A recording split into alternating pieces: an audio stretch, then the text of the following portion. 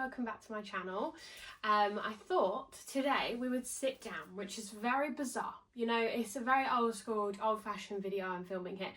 But I thought I would start a new series on this channel called The Alone Diaries.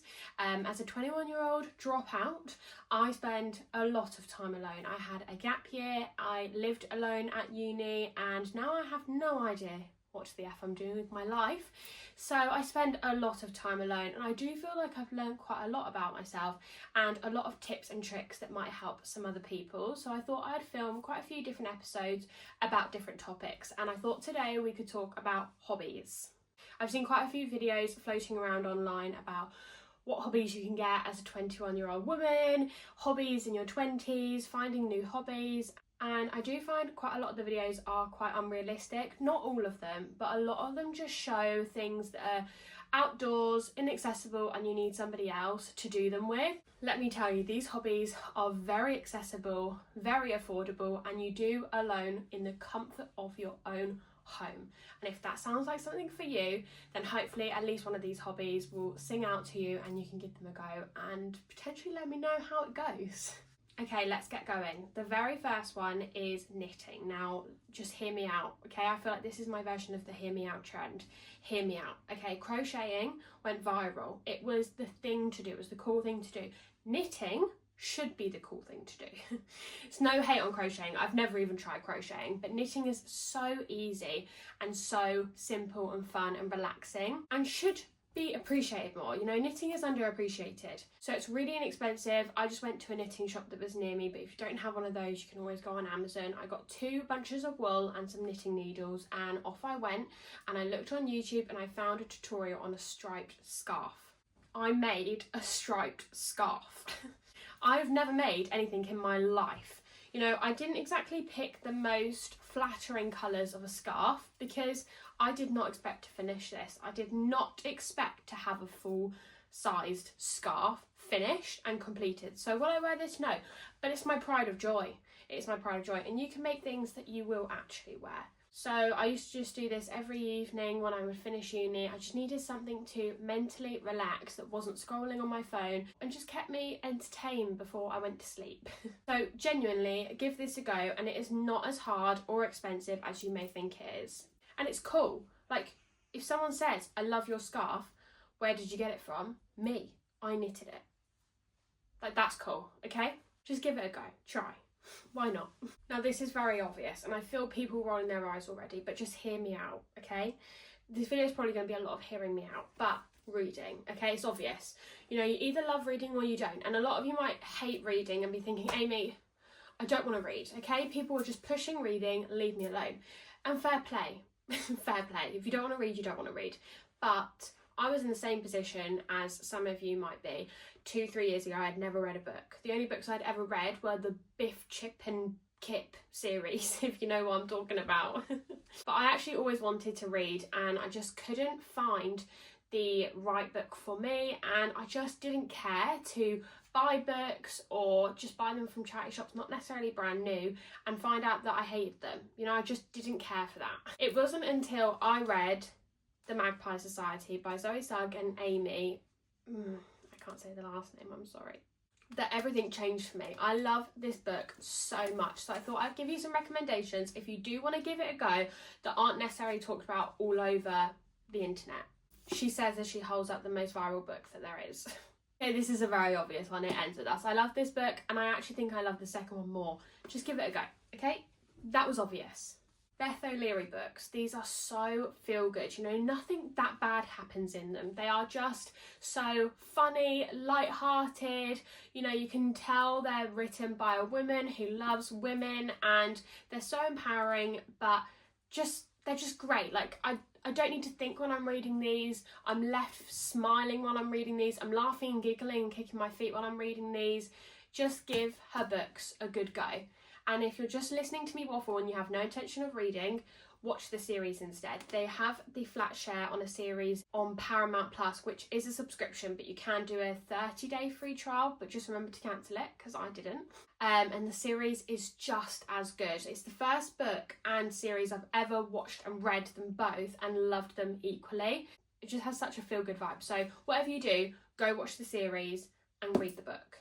Another classic for me is Anne Cleeve's Vera Stanhope series. Obviously this has been made into a TV show, but I've nearly read all the books now. I'm not a fan of the TV show, I can't lie, but the books are just so good. If you like murder mystery, if you like police interceptors, death in paradise, but you don't want extreme, heartless, cold-blooded killings every 10 pages, you know, if that is for you, that's cool. That's not for me. All our books are surrounded by a murder and investigating them, and there's a lot of twists and turns, and they're just as gripping, but they have such a cozy, nice vibe about them. You know, I just can't describe it until you try it. So give one of our books a go.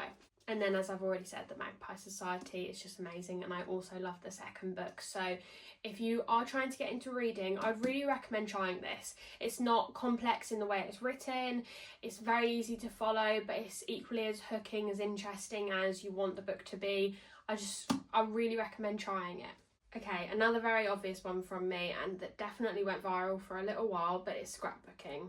I feel like it's too obvious to put in a hobbies video. Everyone knows about scrapbooking, but I think a lot of people think it's a lot more expensive to scrapbook, and they need a lot more supplies than they actually do, because in all these videos that went viral on TikTok, I saw people who had suitcases full of scrapbooking supplies and 2-3 photo printers, which is cool, you know, the dream.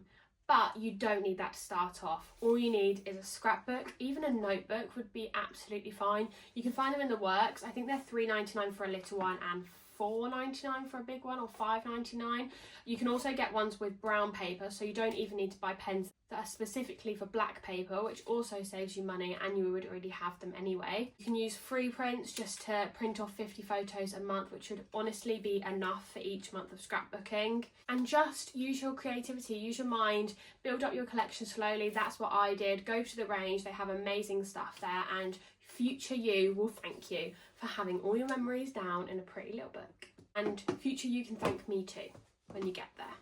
Okay, another rogue one from me, and it's felting. This is something I got into around Christmas time. I saw a lot of the felt garlands were going viral on TikTok, but they were so expensive to buy from Dunelm. Even the range, they had really expensive ones, and I thought I can make that for cheaper. Now, I am not an artistic person. I'm just creative, and I just try and make things work. I will say this is hard. Like, I did not succeed that much at felting, but it was enjoyable and something that I am so glad I gave a go and will continue to do anyway.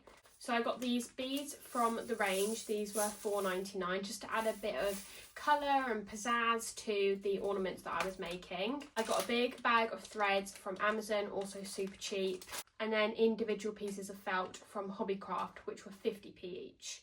So it's so much cheaper than you think it would probably be, and so effective. This stuff will last me so long. Here's an example of something I made at Christmas time, a little ornament, but I actually forgot to stuff it. So it didn't really go anywhere, but I made quite a few of these for friends, family, neighbours at Christmas time, and I also made my own Christmas tree garland that hung up on the fireplace, and it was so cute. It was so nice when people would say, oh, I love that decoration, and I was like, I made it. I also want to try beading, which I've seen on TikTok, which I haven't tried yet, but equally would be just as good with this bead kit. So, you know, there's a lot of different uses you can have with these supplies. Okay, my next one is painting. Painting specifically candlesticks. I'm not painting canvases. As I said, I am not artistic. Truly, I am not artistic. Can't draw for my life, can't paint for my life. You know, I always thought that because I wasn't artistic, I couldn't do anything fun or creative. I didn't really understand when I was younger that there was a difference of artistic and creative. But I love painting candlesticks. I got into it around the autumn time. I did autumnal candlesticks, Halloween candlesticks, Christmas candlesticks, and now I'm just doing some spring ones. They are so simple. I just get an inspo pic from Pinterest, zoom in and simplify it.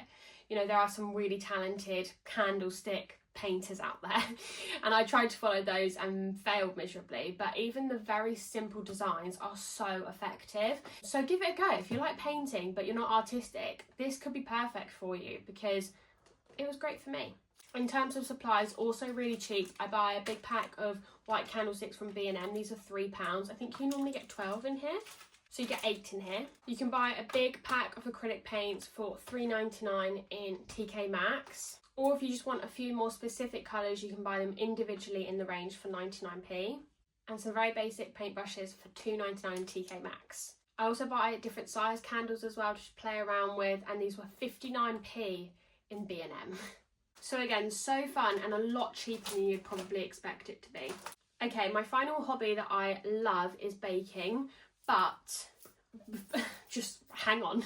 I feel like it's extremely obvious. Anyone can bake a cake, and you might be thinking that I'm thinking about, you know, brownies or, you know, fruit cake and all these magnificent different things I can bake. I'm not. I'm talking about cupcakes, cookies, and big cakes. But what I recommend, instead of just throwing everything in, mixing up, putting in the oven and getting a cake out, I mean, that's great. That is very easy, very simple, still fun, gets you off your phone, and you get a cake at the end of it. But I like to make it into a bit more of an event, so I love decorating it with ice and sugar. I am not good or talented. And a lot of times I end up smoothing it out with a knife anyway, but it doesn't matter because I enjoy it and it takes up time and it just keeps me off of my phone. And it's so therapeutic because you can't think of anything else while you're trying to do a perfect little swirl on a cupcake. I also enjoy just buying some cute cupcake cases, like Halloween themed ones. You can get Easter ones, Valentine's, Christmas, you can get anything. And also just wrapping them up nicely. So I like wrapping them in baking paper, put a little bit of ribbon or string around them, write a nice little note for a neighbour or a friend or family, drive them to their house, and boom, you've taken up 3-4 hours of your afternoon and you're doing something really enjoyable. You haven't touched your phone and you haven't really thought about anything else. And you get a delicious treat at the end of it. You know, like, why not? So I hope some of these hobbies have really resonated with you and maybe take away at least one, I hope. I hope they weren't all too obvious and have shown you that you can do fun, trendy things that are affordable. You can do them alone and you can do them from your own home. If my alone diaries sounds something that you might be interested in or might help you in any way, I would love for you to describe. I would love for you to subscribe and we can go on this journey together because, you know, life is hard, especially in your 20s and especially when you're trying to work out what the F to do with your life.